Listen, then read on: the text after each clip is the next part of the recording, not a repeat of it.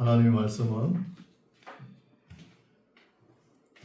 에베소서 5장 1절에서 9절까지 말씀드리겠습니다. 에베소서 5장 1절에서 9절까지 말씀 제가 봉독해 올립니다.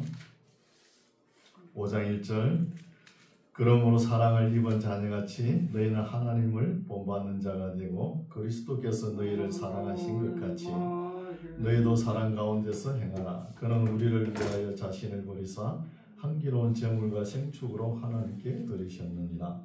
음행과 온갖 더러운 것과 탐욕은 너희 중에서 그 이름이라도 부르지 말라. 이는 성도의 마땅한 바니라. 유추함과 어리석은 말이나 희롱의 말이 마땅치 아니하니 돌이켜 감사하는 말을 하라. 너희도 이것을 정령히 알거니와 음행하는 자나 더러운 자나 탐하는 자는 곧 우상 숭배자는 다 그리스도와 하나님 나라에서 기업을 얻지 못하리니 누구든지 헛된 말을 너희를 속이지 못하게 하라.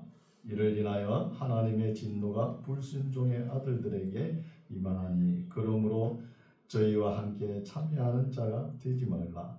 너희가 전에는 어두움이더니 이제는 주 안에서 빛이라. 빛의 자녀들처럼 행하라. 빛의 열매는 모든 착함과 어려움과 진실함에 있느니라. 아멘. 아멘. 할렐루야. 아멘. 반갑습니다. 네. 오늘 말씀은 이제 에베소서에서도 교훈적인 말씀이 많지만 결론적인 교훈의 말씀이죠. 5장 1절 그러므로 하면은 결론적인 말씀을 할 때 그러므로 이렇게 이야기하죠. 그러므로 사랑을 입은 자녀같이 너희는 하나님을 본받는 자가 되고. 참 어렵고 힘든 말이죠. 우리가 받아들이기에. 참 자녀들이 아버지 어머니를 참 본받는다는 것은 어렵습니다. 어렵고 힘들죠. 왜 어렵냐면은 아버지 어머니의 사랑을 받아야 본받을 수 있는 것입니다. 우리나라에는 아버지가 아들을 사랑한다 이렇게 잘 표현을 못하죠. 그렇게 하면은 점잖지 않다 이럴까봐 표현을 못해요. 그렇다고 아버지가 어머니가 아들, 딸들을 사랑하지 않는 것은 아니잖아요. 사랑하는데도 그렇다는 거예요. 그러나 아버지하고 아들하고 친하지 않으니까 공자님이 오륜에 부자 유친 이런 말을 쓰지 않습니까? 그래서 뭐 아들하고 아버지하고 이렇게 오늘날도 그렇게 친하지가 않죠. 딸들하고는 좀 친할 수가 있지만 그렇죠. 그래서 사랑을 입은 자녀같이 아들들이 아버지를 좋은 점을 본받으면 되는데 성장하면서 어른이 돼갈수록 아버지의 그 못된 거 있죠. 그런 것만 꼭 닮죠. 닮아가는 거예요. 참 아이러니하죠. 그렇죠? 닮아갑니다. 그럼 딸들은 괜찮으나 딸들이 시집가지고 시어머니한테 그렇게 어려운 시집살이를 살아놓고도 자기 이제 며느리를 맞아 드릴 거 아닙니까? 며느리한테 너도 한번 당해봐라. 청출어랑과 같이 악한 시어머니가 되는 걸 볼 수 있잖아요. 그렇다니까요. 그래서 우리가 교회 다니면서도 하나님께서 우리를 사랑하시는가 잘 못 느끼죠. 아, 하나님이 세상을 이처럼 사랑하니까 우리를 뭐 사랑하셨겠지. 교회 오래 다녀도 잘 못 느낍니다. 우리가 말라기서를 읽어왔죠. 말라기 선지자가 뭐라고 합니까? 하나님이 이스라엘 백성을 1000년 동안 사랑했는데 내가 너희를 사랑하지 않았느냐 물으니까 주께서 어떻게 우리를 사랑하셨나이까 빠락빠락 대들죠. 잘 모른다는 거예요. 그래서 사랑하는 것도 어렵지만 사랑받는 것도 참 어렵습니다. 어렵다는 거예요. 사랑받으려면 온갖 덕목을 다 갖춰야 되잖아요. 다 갖추었다 해서 또 사랑받는 겁니까? 그렇지 않죠. 그래서 그러므로 사랑을 입은 자녀같이 너희는 하나님을 본받는 자가 되라는 거예요. 우리가 선생님을 본받거나 부모님을 본받는 것도 어렵죠. 하나님을 본받는 자가 되라는 거예요. 이 말은 사람이 입으로 담을 수 있는 말 중에 가장 부담되는 말씀이죠. 어떻게 우리가 하나님을 본받을 수 있습니까? 그러나 성경은 우리 예수님도 그러셨죠. 하늘에 계신 너희 아버지의 온전하신 같이 너희도 온전하라. 범사에 예수 그리스도만큼 잘할지니라.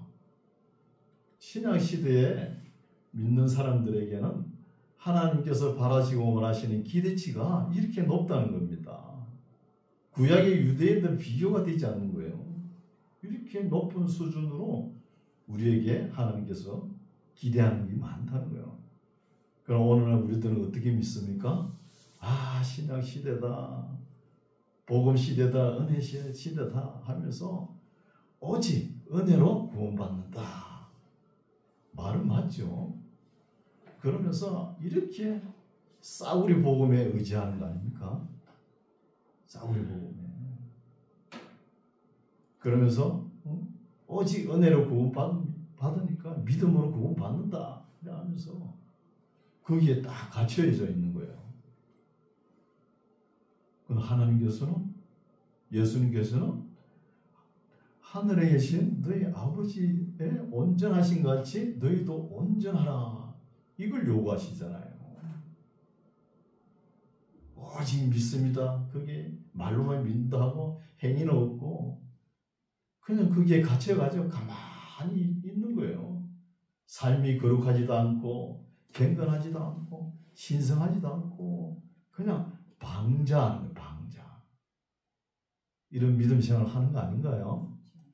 그렇죠? 그래서 사랑을 입은 자녀같이 너희는 하나님을 본받는 자가 되고 2절 그리스도께서 너희를 사랑하신 것 같이 너희도 사랑 가운데서 행하라는 거예요. 우리를 하나님처럼 예수 그리스도처럼 행하라는 거예요. 이만큼 우리에게 하나님께서 바라고 원하시는 기대치가 높다는 것입니다. 그럼 우리가 율법 이상의 삶을 살아야 되죠. 맨날 율법 아래 있지 말고 우리 예수님께서 사랑으로 율법을 완성하신 것 같이 너희도 이렇게 행하라는 거예요.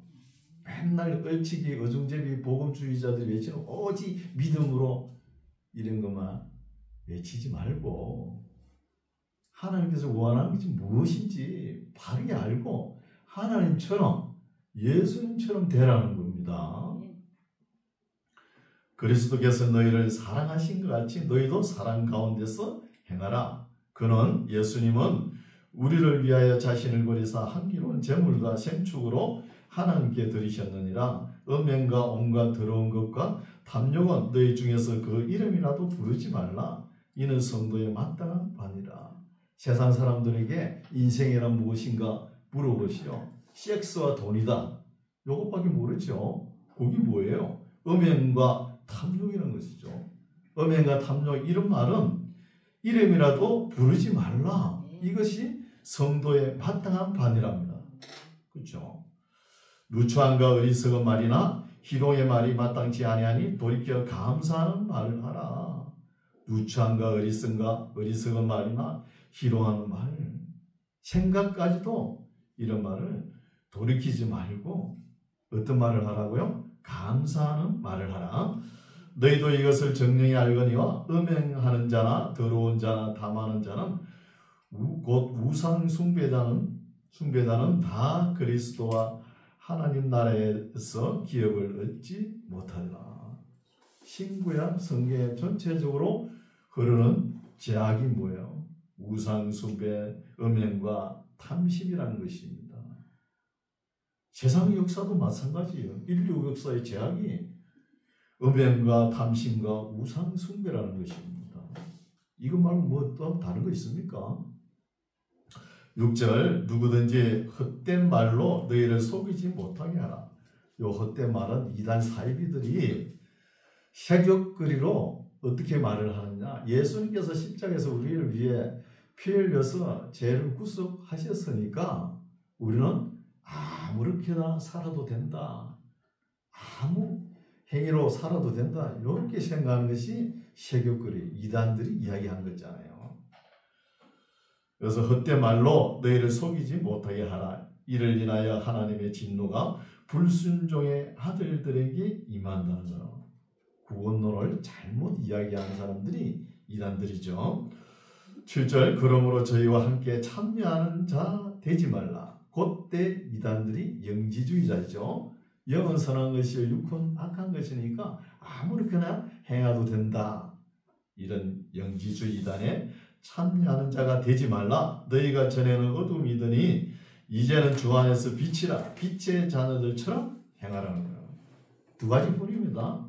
어둠의 자녀든지 빛의 자녀들인지 누가 선택해요? 본인이 선택하십시오. 9절 빛의 열매는 모든 착함과 어려움과 진실함이 있느니라. 주께 기쁘시게 할 것이 무엇인가 시험하여 보라. 너희는 열매 없는 어둠의 일에 참여하지 말고 도리어 책망하라. 이 어둠의 일들을 책망하라. 저희의 어둠의 자식들이죠. 저희의 은밀히 행하는 것들은 말하기도 부끄러움이라. 그러나 책망을 받는 모든 것이 빛으로 나타나지는 것마다 빛이니라. 이 말씀은 참 번역이 좀 그렇죠. 애매하죠. 어둠의 자식들이 은밀히 행하는 이 부끄러운 일들이 빛을 비추면 다 드러난다는 겁니다. 다 드러나겠죠. 14절 그러므로 이르기를 잠자는 자여 깨어서 죽은 자들 가운데서 일어나라. 그리스도께서 너에게 빛이 시리라 하셨느니라. 예수님의 강체는 복음의 진리의 강체지요.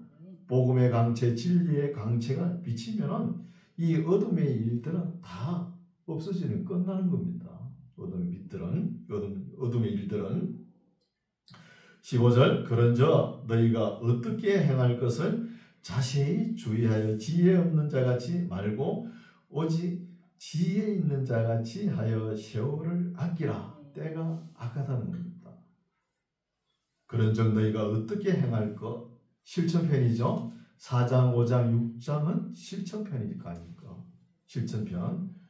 우리가 어떻게 행해야 되냐? 지혜 없는 자같이 말고 오직 지혜 있는 자같이 세월을 아끼라는 거예요. 세월을 아끼라는 단어 헬라어로 보면은 세월을 되찾아내라는 거예요. 세월을 속량하라는 뜻입니다. 속량하라. 그래서 세월을 아끼라. 때가 악하다. 이 때가 점점 악해집니다.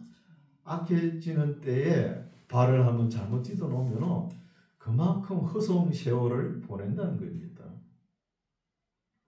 17절 그러므로 어리석은 자가 되지 말고 오직 주의 뜻이 무엇인가 이해하라. 여러분 강계상을 보십시오. 우리 뒤에 제 뒤편에 걸려있죠. 주님은 어떻게 할까요? 이 기도 제목이죠. 여기도 그러잖아요. 응? 오직 주의 뜻이 무엇인지 물어보고 알고 순종하라는 것입니다. 순종하는 거죠.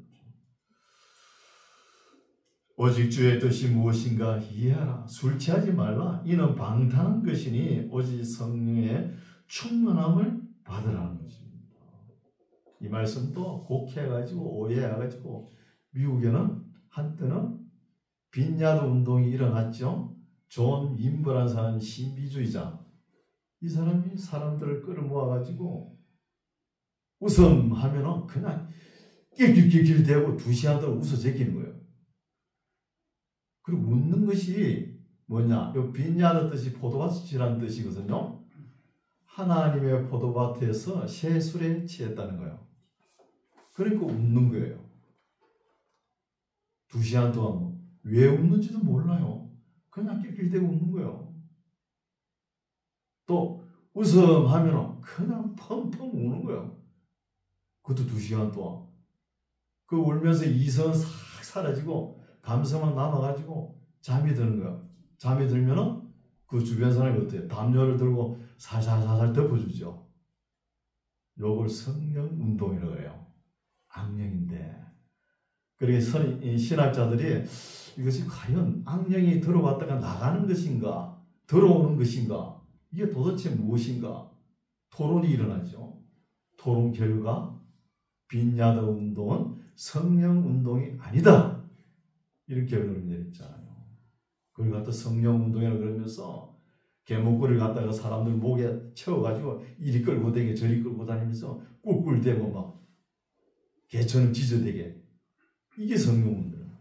그렇게 하는데도 사람들이 그렇게 많이 몰려. 그거 배워보려고. 그렇죠? 성령 충만한 자세는 19절 나오죠. 보십시오. 시와 찬미와 신령한 노래들로 서로 화답하며 너희의 마음으로 주께 노래하며 찬송하며 범사의 우리 주 예수 그리스도의 이름으로 항상 아버지 하나님께 감사하며 그리스도를 경외함으로 피차 복종하라. 이게 성령 충만한 자세인데 사람을 비인격적으로 웃게 만들고 원인도 모르게 울게 만들고 이걸 갖다가 제3의 물결이라고 그러면서 온 세상이 퍼뜨리는 거예요. 우리나라에 또 들어왔잖아요. 이렇게 안 하는 교회는 성령이 없는 교회로 생각하는 거예요. 예배 드릴 때 찬송을 갖다가 30분, 40분, 1시간까지 1시간 정도 똑같은 템포로만 찬양을 계속 하는 거예요. 그렇게 하면 이성을 마비시키고 감정은 나타나겠고 이렇게 하는 게 성령 운동이라는 거예요. 보니까 악령인데 여기서 새술에 취했다는 것은 사람을 조롱하는 말입니다. 조롱하는 말이에요.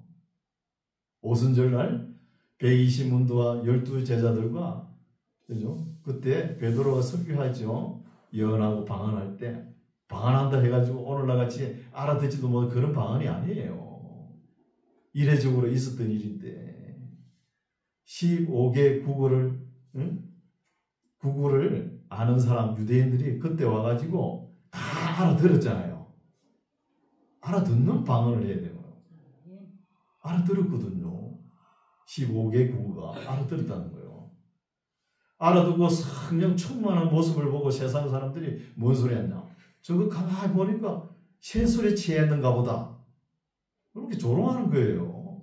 그걸 갖다가 성령 운동인 줄 알고 하나님의 포도밭에서 새술에 취했다고 하면서 이렇게 악령들이 설치는데 사람들이 분별력이 없으니까 와 저기 성령인가 보다 하고 따라가는 거예요. 깨어 있어야 됩니다. 아멘. 말씀으로. 아멘. 성령 운동은 어떤 자세냐? 19절 시와 찬미와 신리한 노래들로 서로 화답하며 너희의 마음으로 주께 노래하며 찬송하며 범사의 우리 주 예수 그리스도의 이름으로 항상 아버지 하나님께 감사하며 그리스도를 경외함으로 피차 복종하라. 이게 성령 충만한 자세고 그러면 우리가 성령 충만한 자세를 어떻게 살아야 되느냐? 구체적으로 나오죠. 22절 보세요. 아내들이여 자기 남편에게 복종하기를 주께 하듯 하라. 이런 말은 요새 쉽지 않죠. 아무도 이런 말 안 합니다. 오히려 남편들이여 자기 아내에게 복종할지어다 이러잖아요. 아내들이여 이러면 여성들이 콧방귀를 끼는 시대예요. 시대. 아무도 이런 말 안 해요. 참 안타깝죠. 23절 이는 남편이 아내의 머리 되니 그리스도께서 교회의 머리 된 것 같음이니 그가 친히 몸의 구주시니라. 오늘날은 정통 보수 교단은 없는데 여성신학이라는 게 있어요. 이화여대 중심으로 일어나죠. 이런 사람들이 성경을 비평하면서 무슨 소리를 하느냐? 아내들이여 하나님 아버지 이걸 성차별을 해요. 성차별. 그만큼 신학이 타락됐다는 거예요. 오늘 김대중 정부 때 국무총리 서리로 내정된 사람 장상이라는 사람 여성분이 있었죠. 이 사람이 여성신학의 거두예요. 이화여대 나왔잖아요. 그렇죠? 이렇게 신학이 타락한 시대를 살아가는 거예요. 우리가. 29절 이는 남편이 아내의 머리됨이 그리스도께서 교회의 머리됨과 같음이니 그가 친히 몸의 구주시니라. 그러나 교회가 그리스도에게는 낮춤말이죠. 그리스도께가 높음입니다. 그리스도께 하듯 아내들도 범사에 그 남편에게 복종할지니라. 이렇게 하면은 여성들이 또 어떤 말을 하느냐면 남편이 남편 같아야 복종하지 우리가. 이런 말 하는 거예요. 그 말도 일리가 있죠. 남편도 남편 같지 않으면서 뭐 얼두당당하니까 뭐 이거해라 복종해라 뭐 이렇게 할 수 없잖아요. 그렇죠? 그래서 결혼하는 분들이 결혼한 여성들이 무슨 소리를 하냐면은 결혼하면은 제일 먼저 남편을 사로잡아야 된다는 거예요. 기선을 제압해야 된다. 기선을. 그런 소리 하거든요. 이렇게 하면은 남편에게 사랑 못 받는 거예요. 그러면서 모임에 가면은 여성들이 각 결혼한 사람들이 뭐예요? 너는 남편 언제 잡았나? 남편 길을 언제 꺾었나? 이런 소리를 하는 거예요. 참 복받지 못할 말을 하고 있죠. 여성들은 조심해야 됩니다. 25절 이제 여성 아내들이 하고 남편들이 나오죠.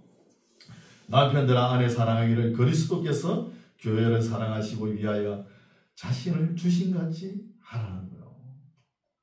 남편들이 아내에게 사랑받고 존경받으려면 그만한 그릇이 돼야 됩니다. 그릇이.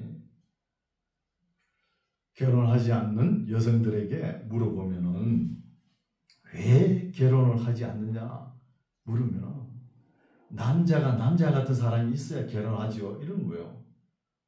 그러면은 남자 같은 남자가 없으면은 그러면은 가서 만들면 될 거 아니야. 결혼해서 만들면 될 거 아니냐고. 만들면 되잖아요. 그래서 남편들아 아내 사랑하기를 그리스도께서 교회를 사랑하시고 위하여 자신을 주신같이 이렇게 아내를 사랑하면은 아내들도 남편들을 존중하고 순종합니다. 순종하겠죠.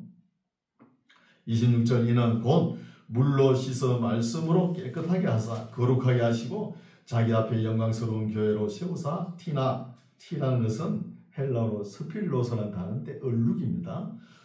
얼룩에는 주름 잡힌 것이나 이런 것들이 없이 거룩하고 흠이 없게 하려 하심이니라. 이와 같이 남편들도 자기 아내 사랑하기를 제 몸같이 할지니 자기 아내를 사랑하는 자는 자기를 사랑하는 것이다. 우리 기독교적인 윤리는 양방향입니다. 유교는 어때요? 항상 아랫사람이 윗사람을 존경하려고 음모했죠. 윗사람이 어떻게 하는 아랫사람에게 어떻게 해라 이런 말은 없는 거예요. 좀 여기는 보면 아내들이요, 남편들이요, 그렇죠?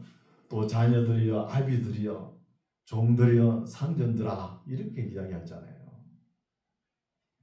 29절 누구든지 언제든지 제 육체를 미워하지 않고 오직 양육하여 보호하기를 그리스도께서 교회를 보양함과 같이 하나니 우리는 그 몸에 그리스도의 지체이니라. 이러므로 사람이 부모를 떠나 그 아내와 합하여 그 둘이 한 육체가 됐지니 이 비밀이 크도다. 이러한 비밀이 참으로 크도다.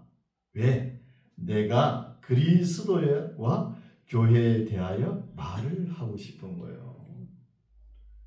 우리가 살아가는 삶이 천국의 진리와 유비가 있다는 것입니다. 유비가 영어로 아날로기, 그렇죠?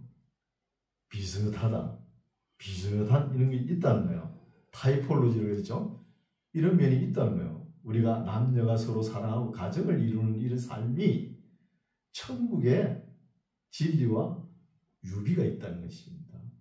바울이 이런 말을 하고 싶은 거예요. 지금. 그래서 이 비밀이 참으로 큰 것이다. 내가 무슨 말을 하고 싶으냐? 내가 그리스도와 교회에 대하여 말하고자 이렇게 다시 한 번 더 환기시켜준다는 거예요. 33절 그러나 너희도 각각 자기의 아내 사랑하기를 자기같이 하고 아내도 그 남편을 경외하는 거예요. 남편을 존중할 줄도 알고 두려워할 줄도 알아라는 것입니다. 하는 거예요. 근데 여성들이 왜 결혼을 안 하느냐 물으면 남편이 그리스 조각상 같이 크게 잘생긴 것보다 남편이 의지할 수 있고 또 존경할 수 있도록 좀 든든함이 있으면은 결혼을 하겠대요.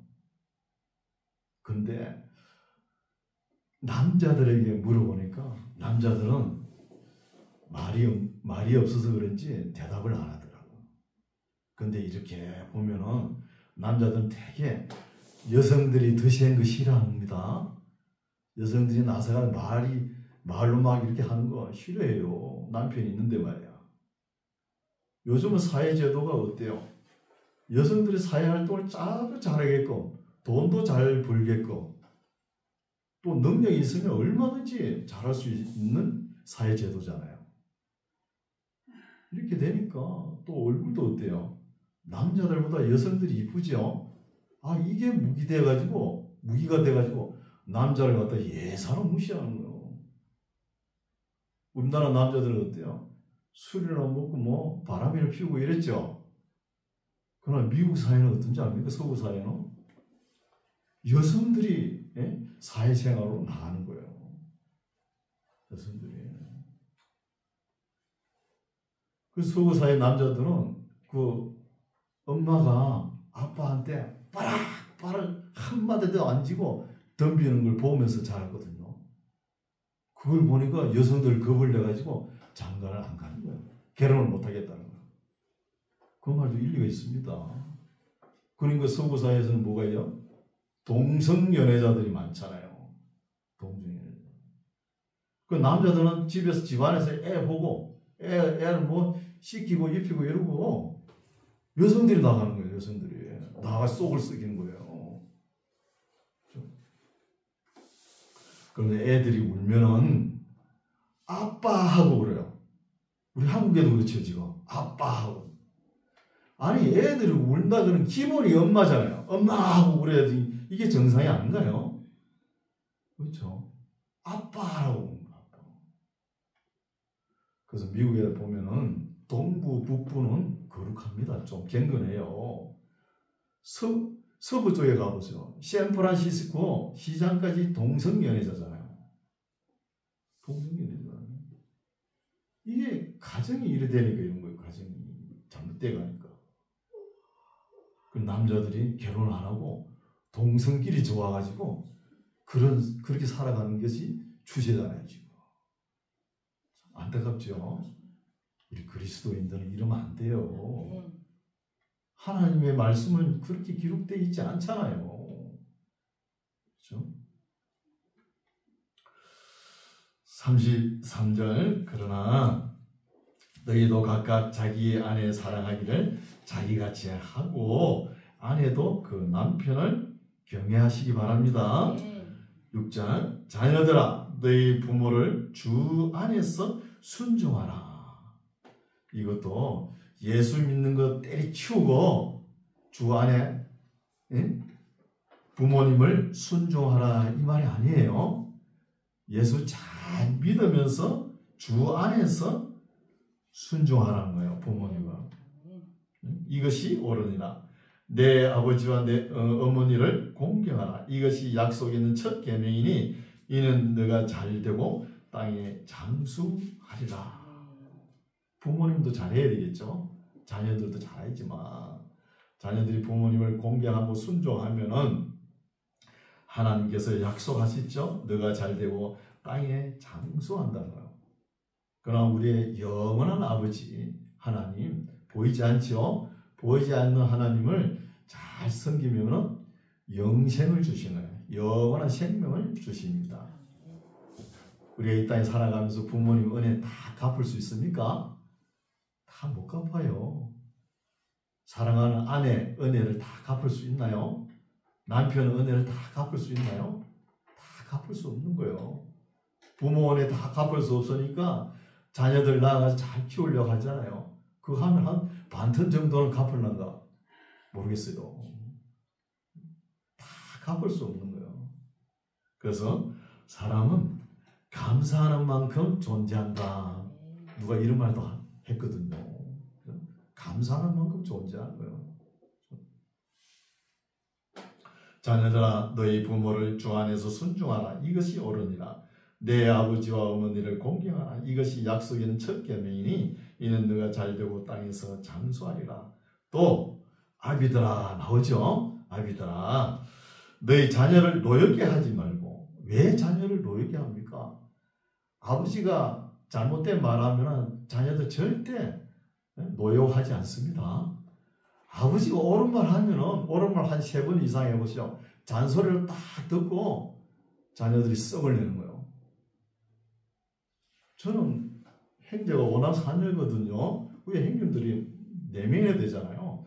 아버지가 형님들에게 그렇게 노여워하시더라고요. 왜 그러냐? 일을 그렇게 잡아시키는 거예요. 아버지대로 또 마음에 안 드시겠죠.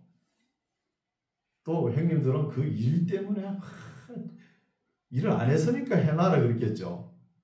또 이야기할 거면 그 소리 듣기 싫어가지고 그러더라고요. 저는 막내니까 뭐 일은 안 해봤어요. 제일 쉬운 거 꼴배로 가라, 손매개로 가라 이런 소리 많이 들었거든요. 또 가장 많이 들은 게 공부해라. 이 막내한테 기대가 많았던가 봐요. 아버지가. 용해 니는 공부해라. 이런 소리를 많이 들었어요. 그걸 한 3번 계속 들으니까 스트레스가 왔더라고요. 성이 나더라고요. 오히려 공부를 더 안 했어요. 그래서 내가 마음에 다짐하기를 나는 결혼해가 자녀 낳으면은 아들이든 딸이든지 절대로 공부하라 소리 안 한다. 제가 절대로 안 했거든요. 안 해도 뭐 대학 가려면 나이가 되니까 뭐 알아서 다 가더라고요. 목회자 자녀도 강요된 갱근에 의해서 화를 많이 내는 거예요. 너는 목사 아들이니까 예배를 드려야 된다. 예배. 소리만 들어도 막 스트레스 받는 거예요. 그래서 자녀를 노엽게 하지 말고 오직 주의 교양과 훈계로 양육하라. 5절 이제 마지막으로 종들아 하죠. 종들아 상전들아 이런 말이 나옵니다. 종들아 두려워하고 떨며 성실한 마음으로 육체의 상전에게 순종하기를 그리스도께 하듯 하여 눈가리만 하여 사람을 기쁘게 하는 자처럼 하지 말고 그리스도의 종들처럼 마음으로 하나님의 뜻을 행하여 단 마음으로 섬기기를 죽게 하듯 하라는 겁니다. 우리 그리스도인은 모든 범사의 모든 일을 죽게 하듯 해야 됩니다. 이렇게 해서 보험금은 사장들에게 받죠. 상금은 누구한테 받습니까? 예수님께 받는 거예요. 상금. 그러면 초대 교회가 로마를 뒤집어 엎은 것이 뭡니까? 그 주인들이 먼저 믿은 거 아니죠. 종들이 교회에 나온 거 먼저 나온 거예요. 먼저 믿은 거예요. 믿고 종들은 교회에 다 중직에 앉아 있는데 주인들은 세신자예요. 세신자지만 주인을 존경하고 공경하고 사랑하고 이래 감동을 시켜가지고 로마를 국교화시킨 거잖아요. 그렇죠? 믿음이 위에서 내려온 게 아니라는 거예요. 밑에서 올라간 거죠. 밑에서. 단 마음으로 섬기기를 죽게 하듯 하고 사람들에게 하듯 하지 말라. 이는 각 사람이 무슨 선을 행하든지 종이나 자유하는 자나 주에게 그대로 받을 줄 알미니라. 9절 상전들아 나옵니다. 상전들은 어떻게 해야 되느냐? 너희도 저희에게 종에게 이와 같이 하고 어떻게 공갈을 거치라는 거. 공갈이 비속어가 아닙니다. 공갈이 뭐냐? 공포심을 자아내게 하는 위험적인 말이라는 거예요. 위협적인 말. 종들이라고 막 자기는 상전이라고 자기 위에 상전은 없나? 또 있잖아요. 막 소리를 지르고 이렇게 하지 말라는 거예요. 공부심을 느끼게. 그래서 아는 사람들에게 되도록이면 편안하게 해주라는 거예요. 그래서 공갈을 거치라. 이는 저희와 너희의 상전이 하늘에 계시고 그에게 외모로 사람을 취하는 일이 없는 줄 너희가 알미라. 우리 예수님께서도 말씀하셨죠. 지극히 작은 자에게 한 것이 곧 내게 한 것이라. 이런 말씀이 있잖아요. 그래서 외모로 사람을 취함이 없는 줄 너희가 알 것이다. 외모로, 오늘날 외모로 많이 취하죠. 그렇죠? 세상적인 것으로 판단하지 말아야 되는데 오늘 정치 보세요. 어떻습니까? 공평을 어디다 다 팔아먹는지. 그렇죠? 윤리와 도덕을 어디다 팔아먹는지 뭐. 권력을 쥐었다가 지 마음대로 다 하잖아요. 이렇게 하지 말라는 거예요. 그렇죠? 10절 이제 종말로 너희가 주 안에서와 그 힘의 능력으로 강건하여지고 마귀의 계계를 능히 대적하기 위하여 하나님의 전신 갑주를 입으라 합니다. 우리가 이 마귀의 계계, 마귀를 너무 무서워하고 두려워하는 것도 문제가 되지만 마귀를 예사로 무시하고 그러면 마귀에게 당합니다. 당하는 거예요. 무시하고 그러면.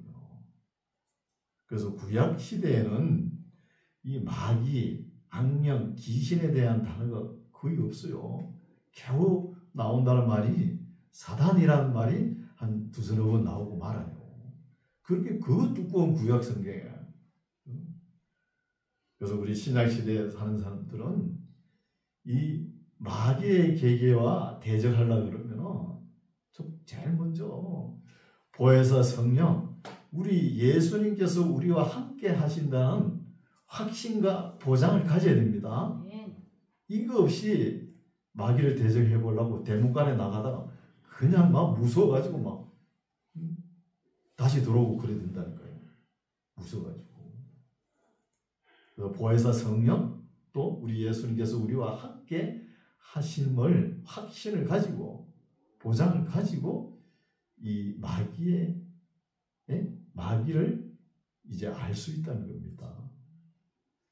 알고 대적해야 되겠죠. 마귀의 계계를 능히 대적하기 위하여 하나님의 전신갑주를 입으라는 겁니다. 갈수록 이 악령들은 갈수록 더 악하게 됩니다. 너무 악한 이 마귀들은, 귀신들은 예수님께서 수시로 잡아다가 무저갱으로 보내는 것 같아요. 앞으로 세상이 점점 어두워지죠. 어두워질수록 이 마귀들이 더 악하게 해가지고 교회를 파상공세로 공격할 겁니다.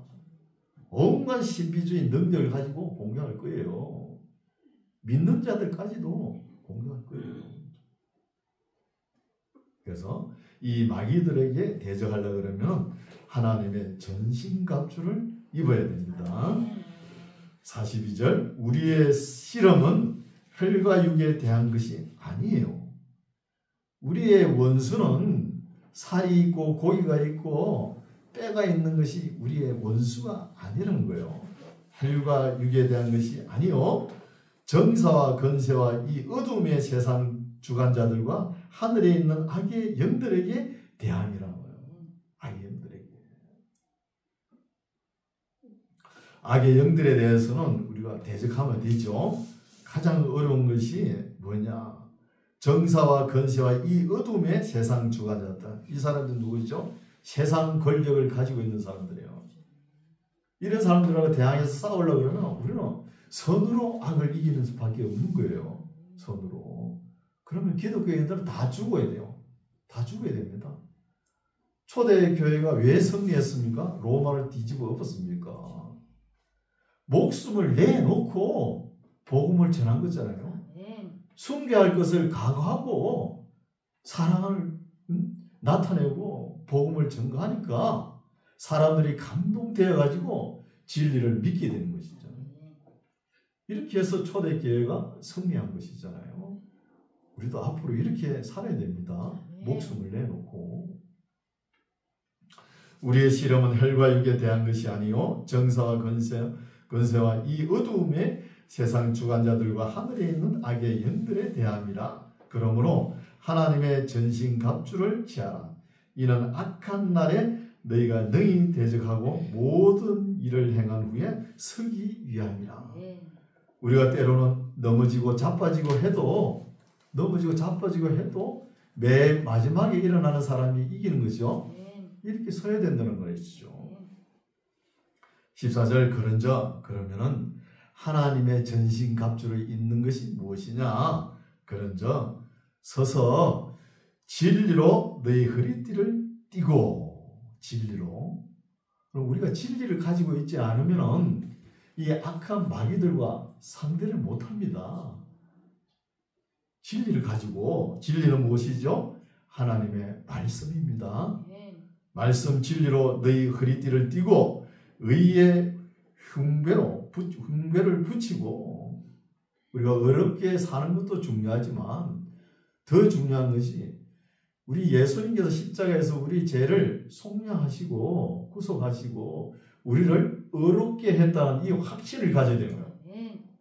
뭐 조금 허물이 있다고 해가지고 나는 죄인이네 이런 생각 가지지 말라는 거예요.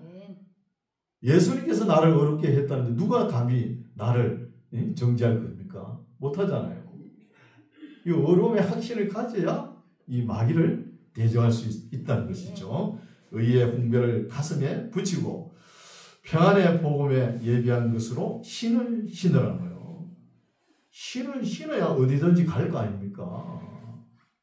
맨날 방언이나 하고 있으면 이기지 못해요. 공격이 최선의 방어지요. 그럼 공격하기 위해서 신발을 신고 나가는 겁니다. 신발을 신고 16절 모든 것 위에 믿음의 또 방패를 가지고 믿음의 담력을 가지라는 거예요. 믿음이 있다면서 마귀가 뭐 한번 흔들면 아이고 웃잡고 겁나라 이렇게 하지 말라는 거예요. 담력을 가져라. 담력을 신을 신고 모든 것 위에 믿음의 방패를 가지고 이로써 능히 악한 자의 모든 화전을 소멸하고. 화전, 전자가 화살 전자죠. 화살 촉에다가 손뭉치를 묻혀가지고 기름을 바르고 불을 질러가지고 요 디아볼로소 요 마귀들이 사람들에게 화전, 불화살을 쏘아댄다는 거예요. 불화살을. 이런 것을 소멸하고 17절 구원의 투구와 성령의 건. 구원의 투구 뭐죠? 우리가 구원받은 확신을 가져야 되는 것이죠. 우리를 예정하시고 우리에게 소명을 주시고 중생하게끔 하게 하시고 믿음을 주시고 회개하게 하시고 약속을 가지게끔 하잖아요.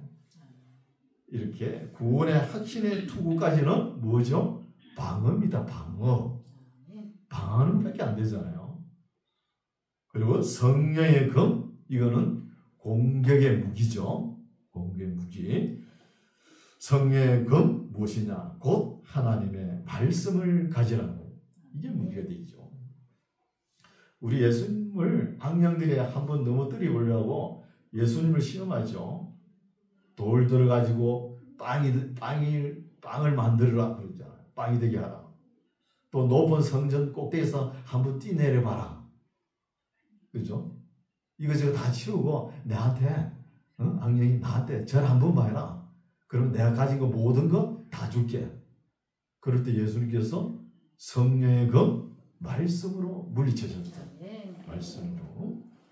18절 모든 기도와 간구로 하되 무시로 성령 안에서 기도하고 이를 위하여 깨어 구하기를 항상 힘쓰며 여러 성도를 위하여 구하고 또 나를 위하여 구할 것은 내게 말씀을 주사 나로 입을 벌려 복음의 비밀을 담대히 알리게 하옵소서 할 것이니 이 일을 위하여 내가 쇠사슬에 매인 사신이 된 것은 나로 이 일에 당연히 할 말을 담대히 하게 하려 하심이라.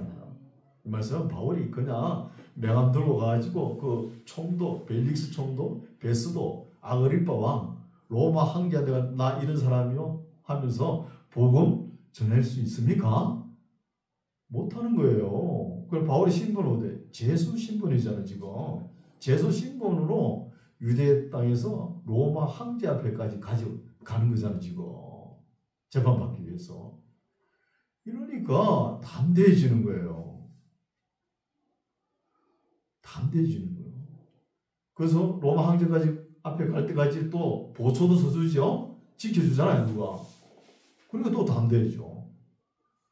또 어차피 이래 죽거나 저래 죽거나 죽는 건 어차피 죽는 거잖아요. 죽으면 어차피 죽는데 죽을 건데 뭐 한번 담대해져야죠. 그렇죠? 담대해질 수 있다는 거예요. 또 이렇게 사나 저렇게 사나 살 것 같으면 어차피 살잖아요. 그리고 또 담대해지는 거예요. 이래도 담대해지고 저래도 담대해지는 거예요. 그래서 바울이 내 안에 산 것도 그리스도니 내가 죽으나 사나 아무 상관이 없다 그러잖아요. 죽어도 좋고 살아도 좋다는 거잖아요.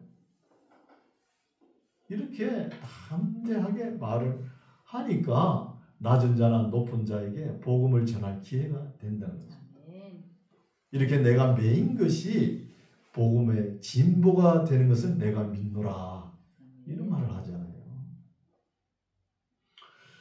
21절 나의 사정, 사적인 정황은 곧 내가 무엇을 하든지 너희에게도 알게 하려 하노니 사랑을 받은 행조요 주 안에서 진실한 일꾼인 두기고가 모든 일을 너희에게 알게 하리라. 나의 사적인 정황을 두기고가 가서 말한다는 거예요. 이런 말씀을 두고 학자들이 왜 에베소서 뒤에는 문안 인사가 없나? 이렇게 학자들이 많이 생각했어요. 어떤 학자는 로마서 뒤에 보면은 누구에게 문안하노라 이런 인사말이 많죠. 거기에 붙은 것이 이 에베소 말씀 뒤에 붙어야 될 것이 이 파피루스 종이가 그거 들러붙은 거 아니냐 이렇게까지 생각했어요. 문안 인사가 없으니까. 문안 인사가 없는 것은 두 가지죠. 바울의 사적인 정황은 두기고가 가가지고 구두로 이야기한다는 거예요. 하고 이 에베소서는 한 교회만 보는 거 아니죠. 해란 문서입니다. 돌려가면서 보니까 한 교회에 있는 사람 이름들을 이야기하면서 인사하지 않았다는 겁니다. 그렇죠? 이해가시죠? 22절 우리 사적인 사정을 알게 하고 또 너희 마음을 위로하게 하기 위하여 내가 특별히 저를 두기고를 너희에게 보내었노라. 아버지 하나님과 주 예수 그리스도에게로부터 평안과 믿음을 겸한 사랑이 형제들에게 있을지어다. 24절 우리 주 예수 그리스도를 배한함없이 사랑하는 모든 자에게 은혜가 있을지어다.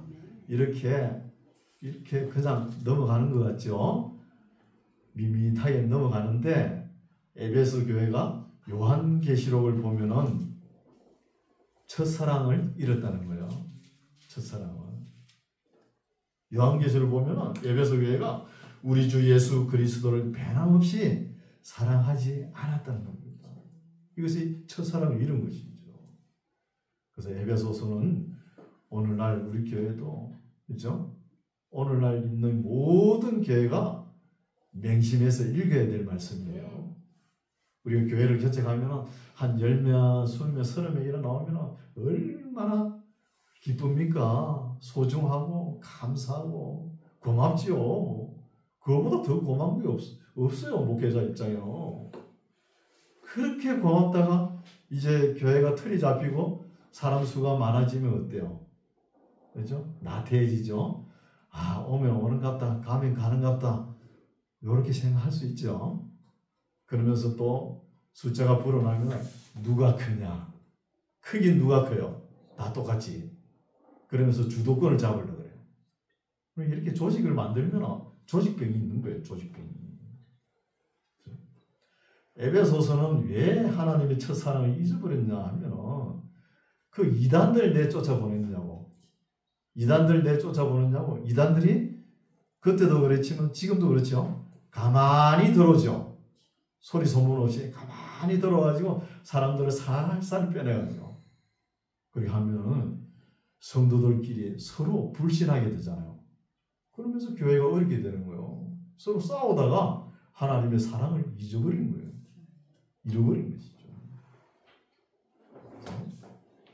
우리 만남교회는 우리 주 예수 그리스도를 주님 오실 때까지 변함없이 사랑하는 우리 모두가 되고 하나님의 은혜를 받는 우리 모두가 되시기를 바랍니다. 기도하겠습니다. 하나님 아버지 감사합니다. 에베소에 보내진 편지 구구절절 우리 마음속에 새겨야 할 말씀이고 날이 새어 새별이 떠오를 때까지 항상 우리 마음에 새겨서 잊지 않게 하시고 또 우리 주 예수 그리스도와 형제 사랑을 변함없이 하여 주님 오실 때까지 티나 주름 잡힌 것이 없는 깨끗하고 거룩한 교회가 되게 하여 주시옵소서. 예수님 이름으로 기도드립니다. 아멘.